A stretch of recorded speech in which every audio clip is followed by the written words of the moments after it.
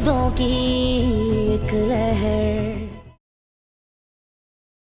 अस्सलामुअलैकुम, आप टीवी से मैं हूं फैसल खान सूरी। मेरे साथ मौजूद हैं ज़हरा याकूब, जिनकी हाइट तकरीबन 2.5 फीट है और ये बचपन से ही डिसेबल हैं, ना चल सकती हैं और ना ही चल कर कोई काम कर सकती हैं, लेकिन बहुत टैलेंटेड हैं। मेकअप आर्टिस्ट भी हैं, टिकटॉकर भी हैं और फिर मोटिवेशनल स्पीकर भी हैं। कोई काम ऐसा नहीं है जो ये नहीं कर सकती, लेकिन बहुत मशहूर होने के बाद इनके साथ बहुत गलत भी हुआ। गलत ये हुआ कि जब ये मार्केट में पहुंची कुछ काम के लिए, कुछ चीज़ें ख़रीदने के लिए, वहाँ पे कुछ लोगों ने इनको हरासा किया, इनके साथ बदतमीज़ी की और इनको कहा कि तुम झूठ बोलकर पैसे बटोरती हो। वो सारा मामला क्या था और इनकी क्या कहानी है, इन्हीं से जानते हैं। ज़रा मुझे बताइए कि किस तरह से शौक़ पैदा हुआ कि मैं टिकटॉकर बनूं, क्योंकि बाज़ लोग ऐसे होते हैं कि जो ख़ुद के लिए मोटिवेटर नहीं बन पाते। वो कहते हैं कि हम हिम्मत हार गए हैं, हम इस तरह की ज़िंदगी नहीं बसर कर सकते। तो कैसे जहन में पैदा हुआ सब कुछ? मैंने पहली बात है, कभी खुद को दूसरों से कम समझा ही नहीं। मैं अल्लाह पाक ने कहा कि मेरे नज़र में सब इक्वल हैं, तो इंसान को भी यही सोचना चाहिए। तो मैंने हर चीज़ पे, हर जगह पे अपने आप को किसी से कम नहीं समझा। दूसरों को देखती हूँ तो मैं माशाल्लाह ही बोलती हूँ। कोई मुझसे अच्छा है, लाख गुना अच्छा है, तब भी मैं माशाल्लाह बोलती हूँ। मुझे कोई हसद या कोई उनसे नफ़रत करने की ज़रूरत नहीं पड़ती। टिकटॉक बनाती हैं, बहुत जल्दी वायरल हो गई हैं, उसकी क्या क्या वजह बनी? टिकटॉक में बेसिकली 2017 से हूँ। जब 17 या 16 जब भी हुआ था म्यूज़िकली के नाम से, तब से हूँ। लेकिन मेरे उस वक्त वायरल नहीं हुई थी वीडियो। ये चंद माह पहले मेरा कोलैब था, तो मैंने वहाँ पे रैंडमली वीडियो बनाई मिरर के आगे। उसके बाद मैंने पोस्ट की और वो वायरल हो गई अचानक ही। उसके बाद सारी मेरी वीडियोस वायरल होती गई। इंस्टाग्राम पे भी बहुत ज़्यादा फॉलोवर हैं आपके, वो कैसे हासिल किए? इंस्टाग्राम पर मैंने रैंडमली पोस्टिंग स्टार्ट की थी और उसके बाद मैंने व्हीलचेयर के साथ स्टार्ट की।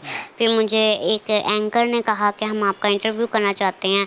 जब उन्होंने इंटरव्यू किया, फिर मज़ीद इंटरव्यू होते गए। फिर वो मेरा इंस्टाग्राम का स्क्रीनशॉट वहाँ लगाते गए और लोग मुझे पसंद करने लगे, मेरी बातों को मोटिवेट होने लगे मेरी बातों से।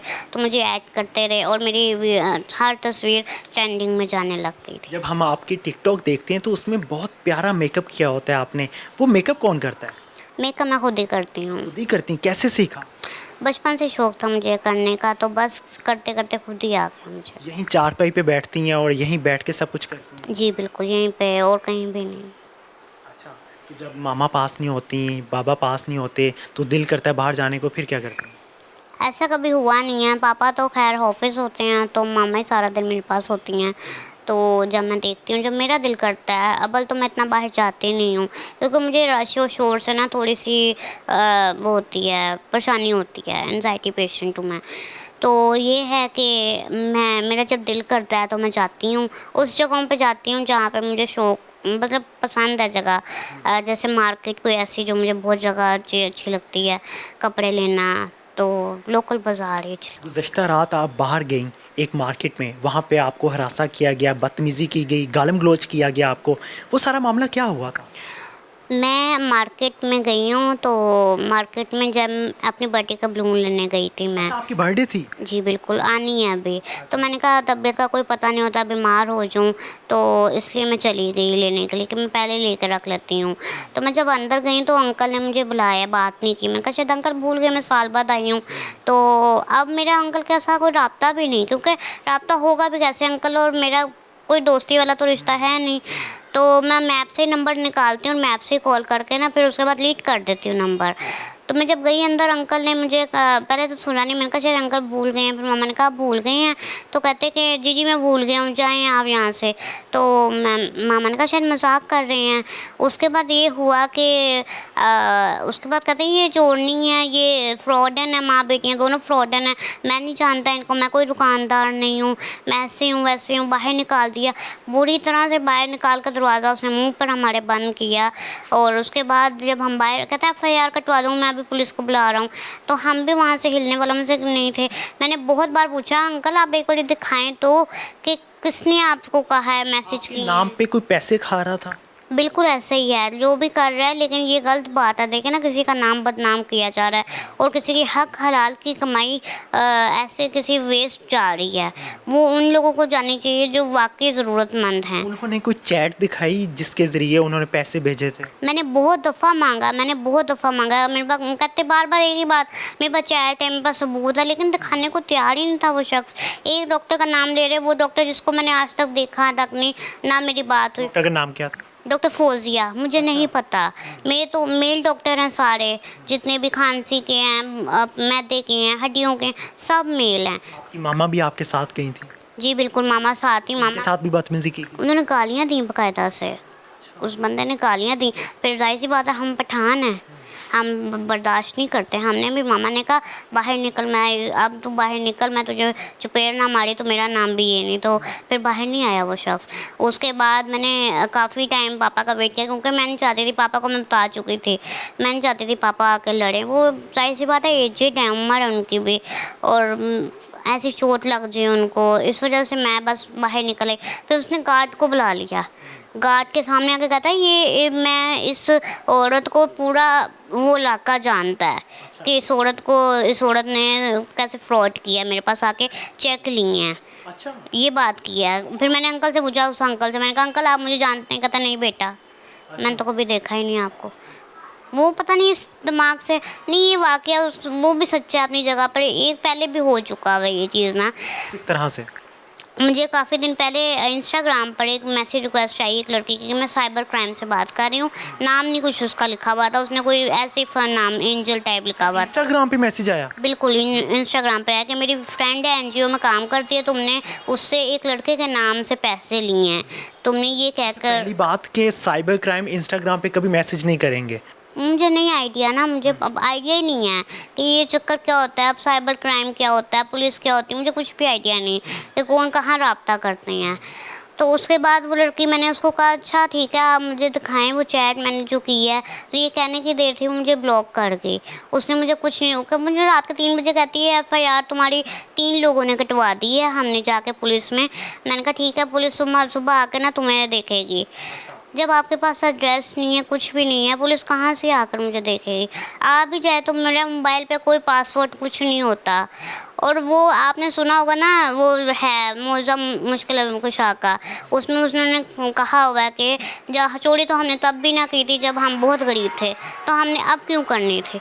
वही बात है, एक वक्त हमारे पे ऐसा आया था जब हमारे पास बहुत कर्जा था, उस टाइम पापा ने रिक्शा चलाया था। जब हम पे इतना ज़्यादा कर्जा था, लोन था इतना ज़्यादा, पापा की सारी पे उसमें जाती थी, तो 1 रुपया भी घर नहीं आता था। पापा रिक्शा चलाने लग गए थे तो उनके हाथ सारे छिल गए थे, उन्होंने पहली दफ़ा रिक्शे का काम किया था।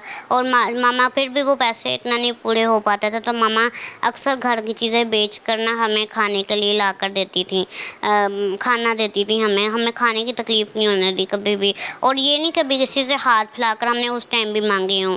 तो जब हमने इतना मुश्किल वक़्त भी खुद ही गुजार लिया, मांगे बगैर मेहनत की है, मेहनत करके, तो अब जब अल्लाह का शुक्र अच्छा वक़्त है तो हमने अब क्यों मांगना?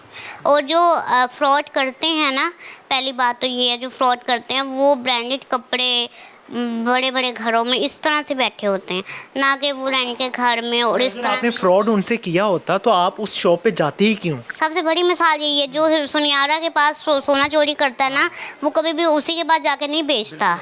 तो ये अक्ल वाली बात है। अगर वो तहम्मुल मिजाज से मुझसे रब्ता करते, मुझे बताते ऐसे ऐसे हुआ है, मामला हल किया जा सकता है। जी जी बिल्कुल, वो मुझसे कहते ऐसे ऐसे हुआ है आपके साथ, लेकिन उन्होंने मुझसे कोई बात नहीं मुझे बताई। बस वो इतना चढ़ाई कर रहे थे ना, कहते ना जो गलत इंसान होता है वो आवाज़ बुलंद कर लेता है अपनी। उस इंसान के साथ भी वही सीन था, उसने आवाज़ अपनी बुलंद रखी हुई थी और वो मुझे बोलने का मौका ही नहीं दे रहा था कि मैं उसको पूछ सकूं अंकल बात की किसने है आपसे, आप मुझे चैट तो दिखाएं, मैं आपको वजाहत दे सकूं मैं नहीं हूँ ये। अगर मेरे व्हाट्सएप से हुई भी है तो मुझे तो आइडिया ही नहीं है मेरे व्हाट्सएप से किसने किया आपके साथ ये काम। मुझे नहीं उसने कुछ दिखाया ना उस लड़की, अगर उस लड़की के साथ भी ये सीन हुआ, उसके भी पैसे खाए गए हैं किसी लड़के के नाम पर, तो भी जो करने वाला है अल्लाह पाक उसको हिदायत दे।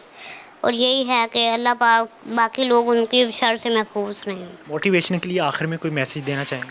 मैं बस यही कहना चाहूँगी आखिर में यही कि पॉजिटिव रहें और पॉजिटिविटी फैलाएं, नेगेटिविटी कम कर दें, क्योंकि हमारे माशरे में वैसे ही बहुत ज़्यादा नेगेटिविटी है।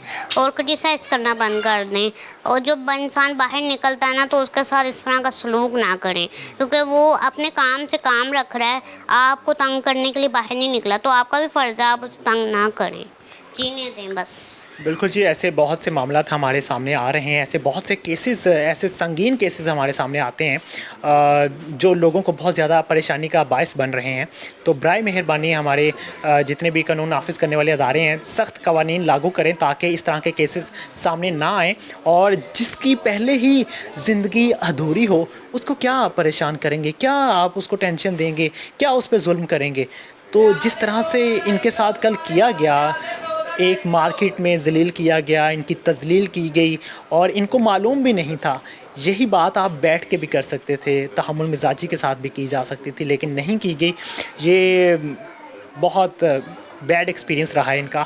तो मेरे ख़्याल से ऐसा नहीं होना चाहिए था। जिन्होंने किया है, अगर उनको अपनी गलती का एहसास हो जाए तो ज़रूर इनसे रब्ता कीजिएगा, इनसे मुआफ़ी मांगिएगा, ताकि इनके अंदर भी और मोटिवेशन पैदा हो कि हमें जीना है और हमें ये लोग जीने का हक़ देते हैं। इसी के साथ मुझे दीजिए इजाज़त। अल्लाह ने के बाद।